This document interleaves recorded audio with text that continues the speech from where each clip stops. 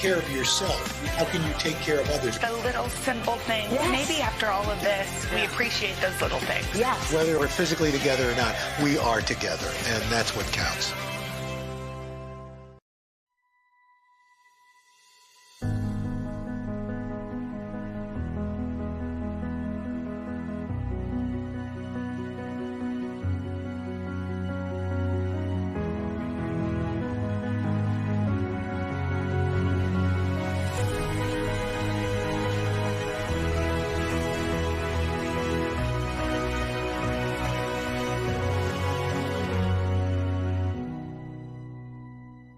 Good morning. Welcome to Today. We're glad to have you with us.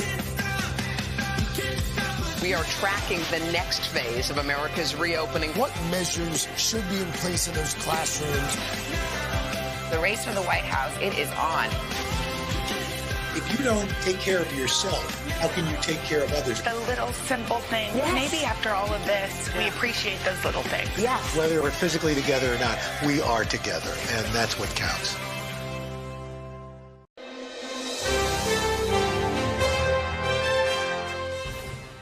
Obviously, we know that Hamilton is coming back to Puerto Rico, or coming to Puerto Rico. Yeah.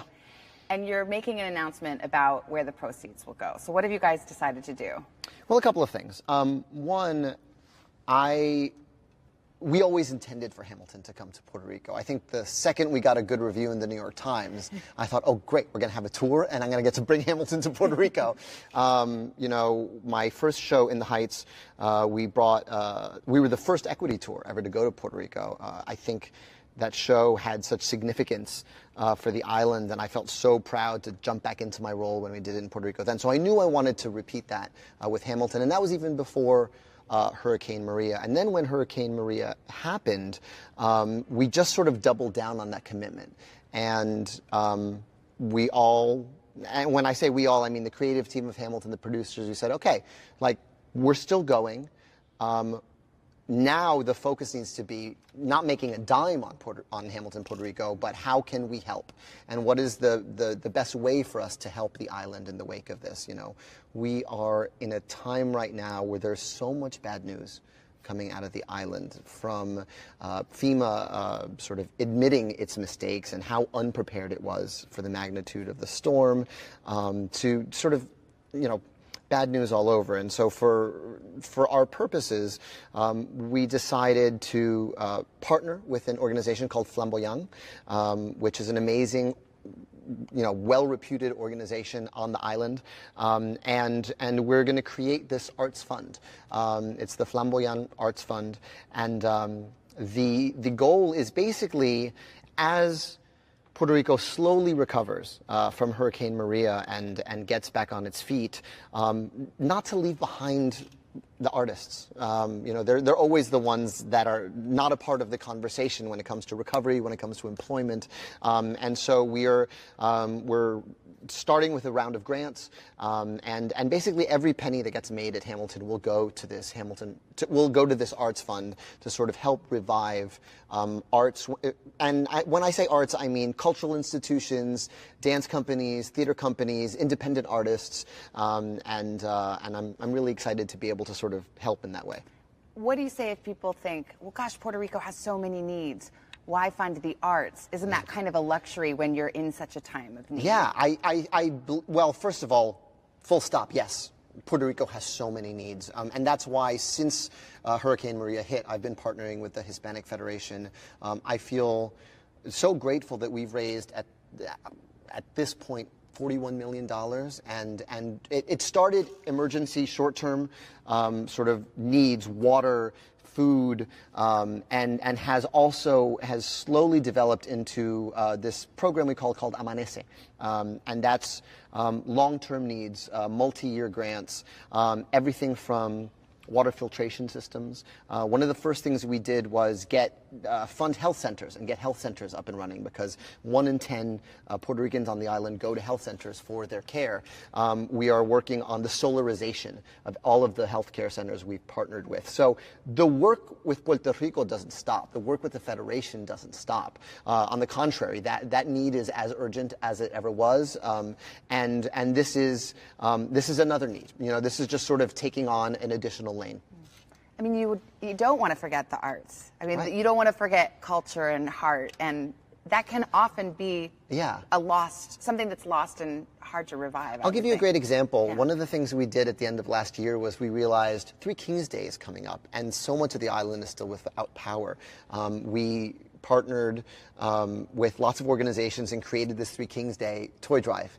And one of the best benefits of that toy drive was we employed so many actors and singers and performers to be the Three Kings, bringing these toys. And we heard from so many artists saying, I haven't had work in months, and we got to bring toys to children. And so, you know, I think the arts reflect where we are as a society, and I think a healthy arts promotes that. And it's so important to get a sense of normalcy back in Puerto Rico. I have a good friend, a rapper named PJ Sinzuela, who's been doing concerts, free concerts all over the island, and what a release that is from the stress when you're still on generators and when you're still waiting for a sense of normalcy to return. So the arts is a part of that, and it's such an important job sector, and it's important to the lifeblood of the island. Don't you think there's something about bringing Hamilton, which is one of the most successful, if not the most successful Broadway show ever, to Puerto Rico, that is just saying to Puerto Rico, you matter. We care. Absolutely, and it's important to have eyeballs on Puerto Rico all the time. There is no shortage of things in the news to occupy anyone's attention, and our goal is to bring a lot of tourism, bring a lot of eyeballs, and then make money for folks on the island who need it. Have you thought about opening night and what it'll be like to be I there? am 50% excited, 50% terrified. I have to tell you, performing in the Heights, 8 years ago in Puerto Rico was really one of the most important weeks of my life artistically. You know, when you're someone who grows up, your parents are both from somewhere else, and they're both from the island, and you grow up here in this neighborhood. You're kind of like, well, I pull up that flag and I go to that parade, but would I be embraced?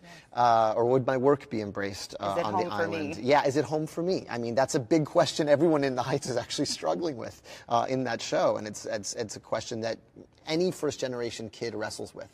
And so that was such a homecoming that completed a circle that I didn't know needed to be closed. And so, with Hamilton, it's that much more amplified. The need is so much greater on the island. And now that we know every dollar is going to help the island, it just feels that much more, I don't know. It's very hard to talk about without tearing up, because we always intended to go, and now the need is just so much greater. One of the things that's so special about it is that you are going to be playing Hamilton again.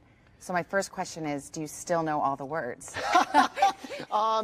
Well, I'm pretty sure my shot is well lodged in there. I think there is some Act 2 blocking I need to go over, and I'll need the rehearsal, because, you've seen the show. If you space out for a second or don't know where you are for a second, you're going to fall off the turntable. You're going to get hit in the head with a chair. So there is not, the other sort of thing I'm really looking forward to is when I was in Hamilton in that first crazy year when my life changed and I got to talk to folks like you, the most peaceful 3 hours of my day were when I was on stage. Because your only job is to be Hamilton. And I have a pretty hectic life, and I'm really grateful for that life, and I'm grateful for every blessing that's come my way, but I'm also looking forward to, this sounds crazy, the zen of getting to just be Alexander Hamilton for 2 hours and 45 minutes every day. And anyone who's actually seen the show knows what an extraordinary statement that is. Yes. Because that's like riding a roller coaster on a Ferris wheel, on a high wire act trapeze. But it's a 14-course meal for an actor. You get to do all the things. You get to fall in love. You get to win a war. You get to have an affair. You get to experience loss. You get to experience friendship. And to ride, that ride is to live a whole life in miniature. And so I'm looking forward to doing that. I'm looking forward to doing that for my people. Now you're going to make me cry. Okay, shallow question. Are you going to be growing out the hair? I think I'm wigging up. I think it's too late. I think I've had a haircut too recently to get back where I was in 6 months. We have a guy named Chuck. He's the best wig guy in the business. You will think it is my old Hamilton hair. But yeah, that's the plan. Is there any plan to have some of the original cast members there? Well, I do have to tell you, it's one of the most beautiful things, and this is a Puerto Rico story. This makes me cry, is the day we made the announcement, I think I heard from every Latino member of our cast, being like, if you need me, I am there. Anthony Ramos, Tainari Vasquez. And then the other exciting component of that is that we've had lots of casting calls on the island. So I'm hoping we find some homegrown talent to be in the show as well. You know, we're still in the very early process of casting that, which will be another tour. You know, it'll play in Puerto Rico for 3 weeks, and then it will come to the States. Yeah, you know, I don't know about original cast members, but I have to tell you, a lot of hands went up, and that was really humbling and moving. Starring in Mary Poppins Returns. Yes. With Emily Blunt and Meryl Streep. Yes. You've got a kid's They're book. up and comers. I think you're going to be hearing a lot from them. Hope they land on their feet. Yeah, I think they're young and hungry. They're going to make it happen. You have a book coming out. This is entirely at the request of Twitter. So I say good morning and good night on Twitter, and I've been finding increasingly elaborate and empathetic ways to say it because I feel like I need it. I need positive voices on social media these days, and I finally got so many requests, you have to make this a book, you have to make this a calendar, that I put a poll in the field. I said, would you really? People responded positively. And then Jonathan Sun, who is one of the lights of Twitter, I mean, really is usually the only bright spot in my feed on some days, texted me. And he said, I have so many thoughts. And then that's when I realized, oh, this could be actually a really cool thing, because he's an incredible illustrator, and so he's illustrating the tweets. So it's a picture book, but it's not just for kids. It's for everybody. It's like daily affirmations. Yeah, although, Does that sound I kind of maybe too... I don't know. I think they're more like pep talks. And honestly, the ones that resonate with people the most are often the ones I need to hear the most. It'll be something about, you know, I may not have slept because of my child the night before, and I will write something that's just like, this is what I wish someone would tell me. And those are the ones that are like, man, I needed to hear that today. And I remember reading one that you wrote after the deaths of Kate Spade and Anthony Bourdain. Yeah. And it really touched me. Yeah. And I think you just said, you should stick around. We want you here. We need you here. And because I felt that, and I was, you know, I was so stunned by those losses as well. I think that anyone who reads Kitchen Confidential or sees Anthony Bourdain's work feels a little more adventurous about the world. They're just a little braver than before they met him and before they encountered their work. And I felt braver anytime I watched his show or read one of his books. And so that felt like a really profound loss, and so that was what came out of me that morning, because I had been reading just, you know, tribute after tribute and sort of stunned reaction after stunned reaction. So much has changed for you because of Hamilton. I mean, people do tend to forget that your first musical won the Tony, so it's not like, well, let's hope he lands on his feet, you know what I mean? But I mean, your life has changed so much in the few years since Hamilton came out. Yeah. How are you just staying you? I have really great friends. I have an incredible wife who is a superhero. The things that were important that I needed not to change didn't change. You know, the people that are around me, I'm talking to you on 175th Street. I'm going to live here until they cart me out of here. I wrote a whole show about how I don't want to leave this neighborhood. And I think that, honestly, I think I'm trying to take the right lessons from the success of Hamilton, which is not the trappings of success, but hey, the best idea I ever had came on vacation. So maybe calm down and take a breath, Lin. And a lot of the writing on that happened because my wife said, hey, you're not getting anything done. You're getting too distracted and stuff. Let's go take a vacation. I wrote King George's song on our honeymoon. It's really, I have incredible friends and family around me who keep me sane. But are you ever pinching yourself like, I know all these famous people and they want to know me? Yeah, well, I pinch myself all the time. I mean, that's the other secret addiction of social media. Part of it is just being a theater person and having an audience in your pocket is dangerous. That's a dangerous thing for us. Ready to perform. Like, I have some thoughts. But the other thing is this notion that you can send this little word balloon into space and someone you admire greatly can hit a like on it or say something back. That is so intoxicating, and I've made for real friends. I mean, the book I'm doing with Johnny is a testament to those. We all made friends through sending words at each other on our phones. That's crazy. This is the upside of social media. This makes us feel better about it. There are moments of connection that I would not have had anywhere else in the world. Tell me about this new baby, Francisco. Oh, Francisco. Is he delicious? He's delicious. He's a perfectly spherical boy. he's a roundy. He's a roundy, and he is just starting to roll over, which I find amazing. I find the physics of it incredible because he's such a round little boy. But it's delightful, and our oldest son loves being a big brother. He is a monologist, so to have an audience for him is great. So he likes to give monologues? Yeah, he's going to hold forth, and he's going to... You're throwing me a Lin-Manuel Miranda word. Got it. He's going to tell Frankie all the things he needs to know, and so that's good. He's going to tell Frankie's story. Yeah, absolutely. Yeah. To borrow a line from Hamilton. Yeah, exactly. Who tells your story. Yeah. And how Sebastian likes him? Sebastian likes him. Yeah. They're good. So far? Yeah, it's great. I mean, yeah, the only sort of thing that's changed is like our bed is just Noah's Ark because Sebastian sort of is old enough to wander into our bed at 2, 3 in the morning. We have our dog in the bed. The baby is in the bed. My wife and I are on opposite sides of the bed waving to each other from this Noah's Ark Tetris that is happening. Everybody wants to be there. It's a hot spot. Yeah, so it's a party. It's a party at night. We're all very tired. Exactly. So it's funny because you were saying Vanessa's the one who made you go on vacation. Yeah. That's the one thing I don't see happening in your future anytime soon. But I do. Yeah, you do. You get some time. Yeah, I get some time, and I take social media breaks. I take for real breaks because that's the only way it happens. That's the only time I find that's the only time the really good ideas emerge. That's the only way I know how to do it. It's like you get asked for advice for like, how do you do 8 shows a week? And the thing I always tell singers is there's no substitute for sleep. You could get the sprays and you could get, a fancy lozenge, but like you have to sleep. Yeah. You have to sleep. And the same is true, I think, of a creative life. You have to rest, because in the moments of rest is when the good stuff comes.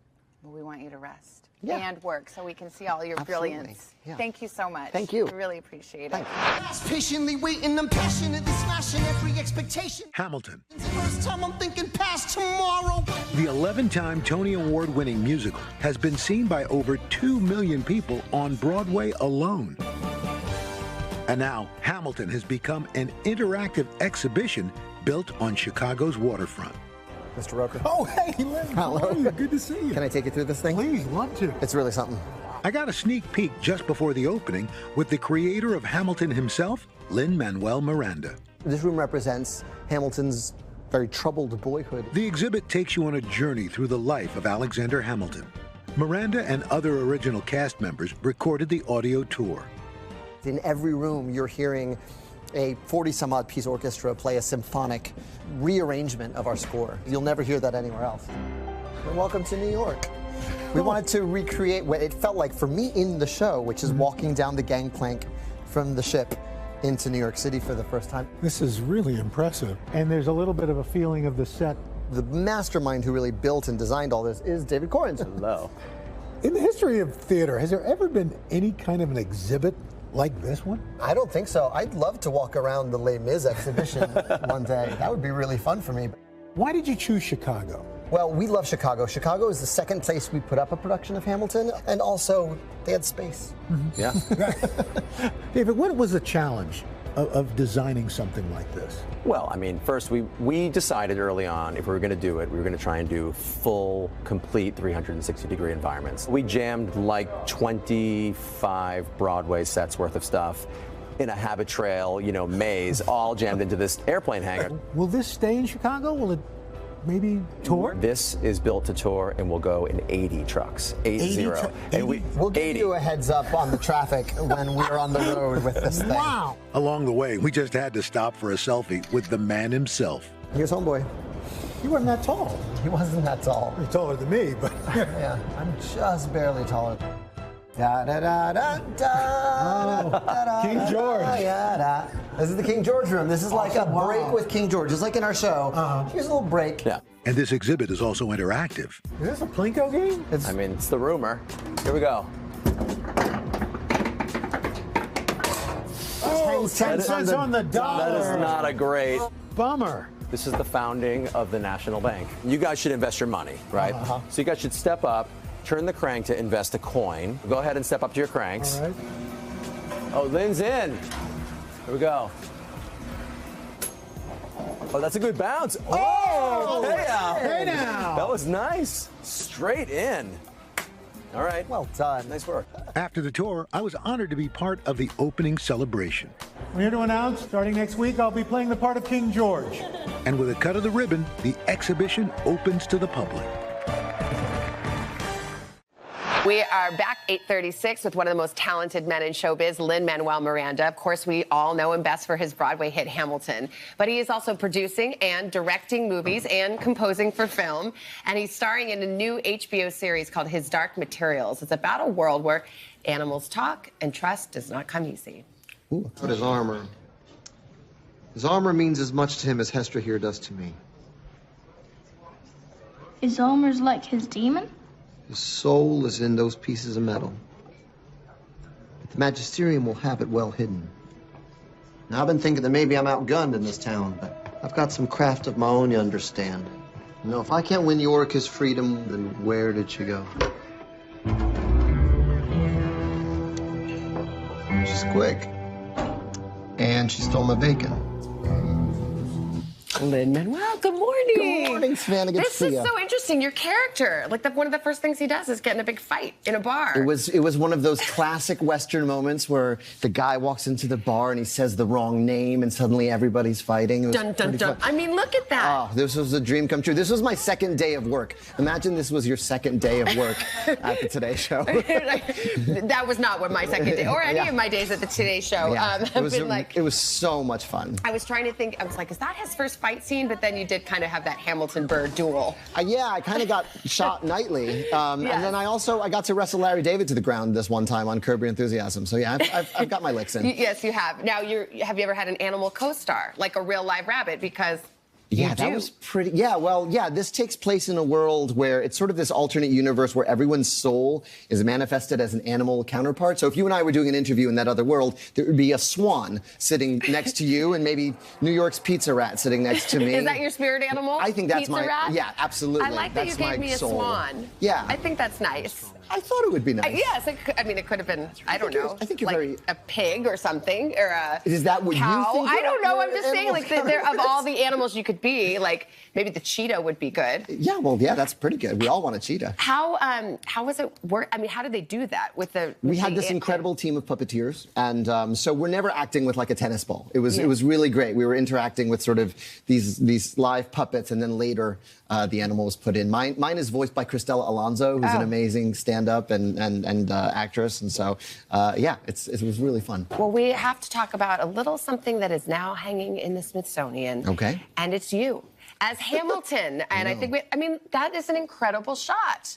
What did you think? I mean, you've had a lot of honors and accolades, a lot, but this is cool. Well, it's funny, when I accepted this honor, I talked a lot about this picture because you can't tell, but I'm standing on photographer Mark Seliger's roof. It's a 4-story drop behind me, and I'm scared out of my mind in this picture. And every time they catch the breeze, Mark is very happy, but I'm even more scared I will fall. And there's a metaphor in there about how history remembers us. Yes. I'm looking very cool, but actually very terrifying. Yes, but it brings a certain intensity. You had, it was unveiled the other night, Mrs. Obama was there, which was really cool. This is the picture that many people saw, and now here's the picture that you posted a little while back. Yeah, that's the candid. Yeah, she, listen, I performed the first song from this when it was really just one song at the White House in 2009, and then the full circleness of being able to then perform for her when we were off Broadway and bring the show to the White House was a dream come true. So I'm really grateful to her. I remember watching this video after I had seen Hamilton. Before Hamilton, because I hadn't heard of you. I didn't know about In the Heights or anything. Then I looked this up and I thought, my goodness. He's a baby. That's literally 10 years ago. A baby. It is 10 years ago. And also, I thought what courage it took. There you are at the White House, singing something that's not even, it was a work in progress. Yeah, I hadn't finished that song yet. I finished the chorus for the performance itself. And no, I look back and just think, I look back at 29-year-old me in awe. I don't think I'd have the courage to do something like that now. Well, I obviously follow you on Twitter. You always have such lovely messages that often resonate. I also noticed your Twitter bio, which tells you, it has a list of your current projects. Yes, it But does. look how many of them are there. Yeah. You've got, this is just current, right? Right. The In the Heights movie, that's coming in June. Yep. Trailer soon. Little Mermaid. Little Mermaid, I'm writing songs with Alan Menken for the live-action remake. That's a dream come true. 10-year-old me is freaking out all the time. Freestyle Love Supreme is playing on Broadway now. I just performed last night. I performed in that like twice a week. Yeah. Wow. Yeah. It's a late night. Vivo is an animated movie I'm working on that comes out in 2021. His Dark Materials we're here to talk about. I'm directing Tick, Tick, Boom next year. I still get to be Gizmo Duck on DuckTales, and we bought the Drama Bookshop, and it's opening in March. I can't believe it. I mean, you got a lot on your plate. Yeah. Thank you for stopping by and making time. We always love seeing you. Thank you. I hope you enjoyed the show. And your dad, who's here, we always love seeing him too. I know. Yeah, I'm his ride downtown. There he is. Look at him. See? We're always happy to see you because we get to see Luis too. Yeah. Good morning, President-elect. Team Biden moves into high gear, launching today on first steps for the new administration, including a new COVID task force, and turns the page on a new era. It's time to put away the harsh rhetoric, lower the temperature, see each other again. This morning, the president still refusing to accept the loss, but world leaders, including key Trump allies, move on, and some key Republicans sound the alarm. The eyes of the world are on us. The eyes of history are on us. This morning, state by state, why the election results are clear and what, if any, legal path the president still has. Running rampant, the U.S. tops 100,000 coronavirus cases for the 5th straight day and surpasses 10 million overall. And breaking just this morning on the vaccine front, Pfizer reveals their vaccine is 90% effective. How soon could it be available? All eyes on